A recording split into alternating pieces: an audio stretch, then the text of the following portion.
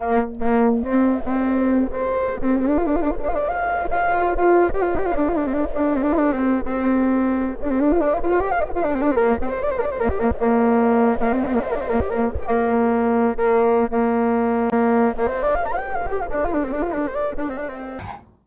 ጤና ይስጥልን። ይህ መርሃ የተሰኘ በማህበራዊ መንፈሳዊ ስነልቦናዊ ጉዳዮች የሚያተኩር መርሃ ግብራችን ነው።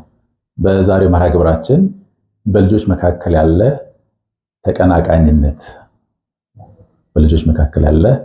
ተቀናቃኝነት በሚል ርዕስ አብረን እንቆያለን። እንግዲህ ልጆቻችን ምናልባት ከአንድ በላይ የወለዳችሁ ልጆች የምታውቁት ይመስለኛል። በልጆቻችን መካከል ተቀናቃኝነት ስሜቶች ይኖራሉ እና በዋነኝነት ዛሬ በዚህ ጉዳይ ነው የምናወራው። ምናልባት አንዳንዴ ብዙ ጊዜ እንደተለመደው ልጆች ስለሆኑ ነው ሲያድጉ ይተዋሉ እንዲህ አይነት ነገሮች እንላለን። አዎ ሲያድጉ ሊተውም ላይተውም ይችላሉ። በዋነኝነት እንደዚህ አይነት የተቀናቃኝነት ስሜቶችስ ከልጆቻችን ጋር ካደጉ ከነገ ወዲያ በማንነታቸው ላይ የሚፈጥሩት ተጽዕኖዎችስ ምንድናቸው የሚሉትን እንደዚህ አይነት የተቀናቃኝ ስሜቶችን ደግሞ ለማስወገድ ምን ማድረግ አለብን የሚሉትን ነጥቦች እናነሳለን። እንግዲህ የተቀናቃኝነት ስሜት ምክንያቶቹ ብዙ ናቸው። የመጀመሪያው ልጆች ትኩረት ፈላጊዎች ናቸው። እርግጥም ትኩረት ያስፈልጋቸዋል። ነገር ግን ለነሱ ሁሉንም ትኩረት ለነሱ ነው የሚፈልጉት። አንድ ልጅ ለራሱ ብቻ ነው የሚፈልገው። ለወንድሜ ለእህቴ ላይል ይችላል። ስለዚህ ከዚህ የተነሳ ከሌላው ከወንድሙ ጋር ወይ ከእህቱ ጋር ወይ ከእህቷ ጋር ወይ ከወንድሟ ጋር ተቀናቃኝነት ስሜት ሊያድርባቸው ይችላል። ወላጆች ትኩረት ሲሰጧቸው ለምን ለኔ አልተሰጠኝም? ምንም እንኳን ለነሱ ትኩረት ቢሰጣቸውም እነሱ የበለጠ ስለሚፈልጉ ከዚህ የተነሳ አንደኛው የተቀናቃኝነት ስሜት ያድርባቸዋል። ከዚህ የተነሳ ማለት ነው። ሌላኛው በልጆቻችን ላይ የተቀናቃኝነት ስሜት እንዲያድር የሚያደርገው ምክንያት ምንድነው ስንል ምናልባት አንድ ልጅ ብቻ ወለድን ከሆነ ሁለተኛ ልጅ ሲመጣ ሶስተኛ ልጅም ሲመጣ ቤት ውስጥ በቂ ትኩረትን አግኝቶ የነበረ ልጅ ትኩረቱ ምናልባት ብዙ ጊዜ እኛም ባለማወቅ አዲስ ወደ ተወለደው ልጅ ስናደርግ በአብዛኛው ወይንም አነሰን በዛም ጊዜያችን ትኩረታችን ውስን ነውና ለሌላው ልጅ ደግሞ ትኩረት ስንሰጥ ሁሉንም ትኩረት ልጆች ለራሳቸው ነው የሚፈልጉትና ከዚህ የተነሳ አዲስ ከሚወለደው ልጅ ጋር የተቀናቃኝነት ስሜት ያድርባቸዋል። እኛ በዘለማድ ብዙ ጊዜ የምንለው ቅናት የምንለው ነገርን ስሜት እንመለከትባቸዋለን። ስለዚህ ከዚህ የተነሳ ሁለተኛ ልጅ በሚመጣበት ጊዜ ሶስተኛ ልጅ በሚመጣበት ጊዜ ልጆች ተቀናቃኝነት ስሜት ሊያድርባቸው ይችላል። ምክንያቱም አስቀድሞ ትኩረቱ ሁሉ ለብቻቸው ይዘው ስለነበረ ከነሱ ትኩረት ተቀንሶና ሌሎች ልጆች ትኩረት የሚሰጠው ከዚህ የተነሳ በልጆቻችን መካከል የተቀናቃኝነት ስሜት ሊያድር ይችላል። ሌላው ከዚህ ጋር ተያይዞ የእድሜ ልዩነት ልናነሳ እንችላለን። የእድሜ ልዩነት፣ የፍላጎት ልዩነት የተቀናቃኝነት ስሜትን ሊፈጥር ይችላል። ምናልባት በእድሜ ከፍ ያሉ ልጆች በጣም በእድሜ ካነሱ ልጆች ጋር አብሮ ለመጫወት፣ አብሮ ለመቀመጥ፣ አብሮ ጊዜ ለማሳለፍ ፈቃደኛ አይሆኑም። ታናናሾች ደግሞ አብሮቸው እንዲጫወቱ፣ አብሮ ጊዜ እንዲያሳልፉ ሊፈልጉ ይችላሉ። ከዚህ የተነሳ አንዱ የግጭት ምክንያት የፍላጎት ልዩነት፣ የእድሜ ልዩነት፣ በየእድሜያቸው ልጆች የሚፈልጉት የተለያየ ነገር ስለሆነ ከዚህ የተነሳ የተቀናቃኝነት ስሜት ሊያድርባቸው ይችላል። ሌላው ምናልባት ከዚህ ጋር የምናነሳው ወላጆች በማወቅም ባለማወቅ ልጆችን ሲያወዳድሩ እንደ እህት አትሆንም፣ አታያትም እህትን፣ አታየውም ወንድምህን፣ አታየውም ወንድምሽን እያላቸው ልጆች አንዳቸው በሌላቸው ላይ አሉታዊ ስሜት ኔጌቲቭ ኢሞሽን ዲቨሎፕ እንዲያደርጉ ተቀናቃኝነት ስሜት እንዲያዳብሩ እናደርጋቸዋለን። ምክንያቱም የተወቀሱት በሌላኛው ወንድማቸው እህታቸው ምክንያት ስለሆነ አንዳቸው በሌላቸው ላይ የተቀናቃኝነት ስሜት ሊያድርባቸው ይችላል ማለት ነው። ከዚህ ጋር ተያይዞ ሌሎች ወላጆች በማወቅም ባለማወቅ ምናልባት ተወዳጅ ልጅ ወይንም ፌቨራይት ልጅ ሊኖራቸው ይችላል። በተለየ ሁኔታ ፍቅር እንክብካቤ የሚያደርጉት ልጅ ሊኖር ይችላል። ከዛ የተነሳ ሌሎች ልጆች ደግሞ እንደዛኛው ልጅ መታየት፣ እንደዛኛው ልጅ እንክብካቤ ማግኘት ሊፈልጉ ስለሚችሉ ከዚህ የተነሳ የተቀናቃኝነት ስሜት ሊያዳብሩ ይችላሉ።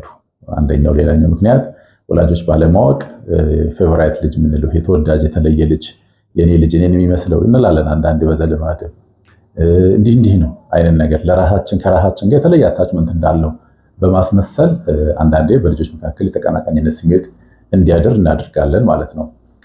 ከዚህ በተጨማሪ በልጆች መካከል የተቀናቃኝነት ስሜት እንዲያድር የሚያደርገው ነገር ምንድነው ስንል አንዳንዴ እጥረት ሲኖር፣ እጥረት ሲባል የብዙ ነገር እጥረት ነው። አንድ ነገርና አንድ የቦታ እጥረት ሊሆን ይችላል፣ ሲቀመጡ ሊሆን ይችላል፣ ወይ መጫወቻ ሊሆን ይችላል፣ የመጫወቻ ቦታ ሊሆን ይችላል፣ የሚበላ የሚጠጣ የሚለበስ ኤኒ ካይንድ ኦፍ ቲንግስ ልጆች የሚፈልጉት ነገር እጥረት ካለ ልጆች ደግሞ ለኔ ነው እንጂ ለአንተ ወይ ለአንቺ ስለማይሉ ከዚህ የተነሳ የተቀናቃኝነት ስሜት እርስ በርሳቸው ሊያድርባቸው ይችላል። እጥረት ሌላኛው ምክንያት ሊሆን ይችላል ማለት ነው። ስለዚህ እነዚህና እነዚህን የመሳሰሉ ምክንያቶች በአንድም በሌላ በልጆቻችን ላይ ተቀናቃኝነት ስሜት እንዲያድር ሊያደርጉ ይችላሉ። እንግዲህ ይህን ነገር በምን ይገለጻል ስንል ልጆች ቀደም ብለን እንዳለው እርስ በርስ በመደባደብ ሊሆን ይችላል፣ በመሰዳደብ ቅጽል ስም በመሰጣጠት ሊሆን ይችላል፣ አንዱ የሌላውን ንብረት በመንጠቅም ሊሆን ይችላል። በዚህና በዚህ የመሳሰሉ መንገድ ሊገለጽ ይችላል።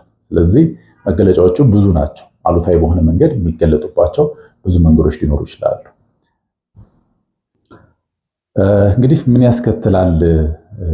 ምናልባት ይሄ የተቀናቃኝነት ስሜት በልጆቻችን ላይ ምን ያስከትላል የሚለውን እናንሳ። እንግዲህ በልጆቻችን ላይ ይሄ የተቀናቃኝነት ስሜት ካለ አንደኛው ምናልባት በሚገባ እንረዳ አይታወቅም እንጂ የስሜት ደህንነት እንዳይኖራቸው ይሆናል። ኢሞሽናል ሴኩሪቲ እንዳይኖራቸው ያደርጋል። አንደኛ የስሜት ደህንነት አይሰማቸው፣ ኢሞሽናሊ የደህንነት ስሜት የማይሰማቸው እንዲሆኑ እናደርጋለን። ማህበራዊ ክህሎቶቻቸው ሊገደቡ ይችላሉ። ከሌሎች ሰዎች ጋር የመግባባት፣ የመጫወት፣ አብሮ ጊዜ ማሳለፍ ይህንን የመሳሰሉ ማህበራዊ ክህሎቶቻቸው ሊደገፉ ይችላሉ። ለራሳቸው ያላቸው ግምት እንዲቀንስ ሊያደርጋቸው ይችላል። ለራሳቸው ያላቸው ሰልፍ ስቲማቸው እንዲቀንስ ሊያደርጋቸው ይችላል። ከፍ ሲል ደግሞ ስትረስን፣ አንዛይቲን፣ ውጥረትን፣ ፍርሃትን ይህን የመሳሰሉ ስሜቶችን እንዲያስተናግዱ ሊያደርጋቸው ይችላል። ከዚህ ባለፈ ጠባያቸው ላይ ቁጡ፣ ቂመኛ፣ ከዛ በቀላሉ ፍራስትሬት የሚያደርጉ ተስፋ የሚቆርጡ እንዲሆኑ ሊያደርጋቸው ይችላል። ይሄ ብቻም ሳይሆን ምናልባት በጊዜ መፍትሄ ካልተበጀለት የድባቴ እና ከዚህም ባለፈ ደግሞ በጣም ሎ ሰልፍ ስቲም ያላቸው ልጆች ሊሆኑ ይችላሉ። ስለዚህ ሲብሊንግ ራይቫለሪን ወይንም ይሄ በአንድም በሌላ በልጆች መካከል ያለ የተቀናቃኝነት ስሜትን በጊዜ ማኔጅ ማድረግ በጊዜ እንደሚገባ ልጆችን ከዚህ አይነት ስሜትና ከዚህ አይነት ሁኔታ ውስጥ ለማውጣት ጥረት ማድረግ ያስፈልጋል ማለት ነው።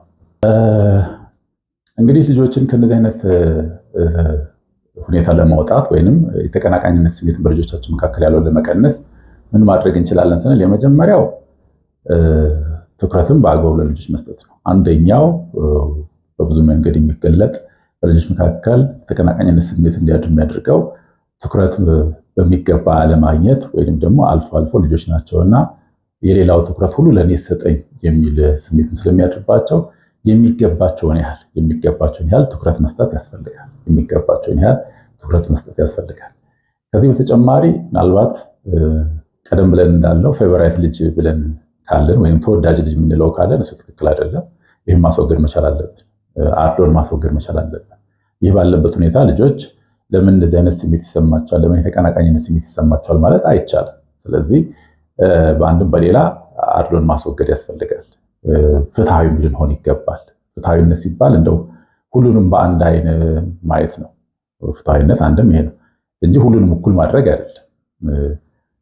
ሁሉንም ምናልባት እየተጫወቱ እያለ ከረበሹ መጫወታ በመንጠቅ ሁሉንም ላይ አንድ አይነት እርምጃ መውሰድ አይደለም። ምናልባት ያጠፋው ካለ ያጠፋውን ልጅ በተለየ ሁኔታ መቅጣት ሊያስፈልግ ይችላል።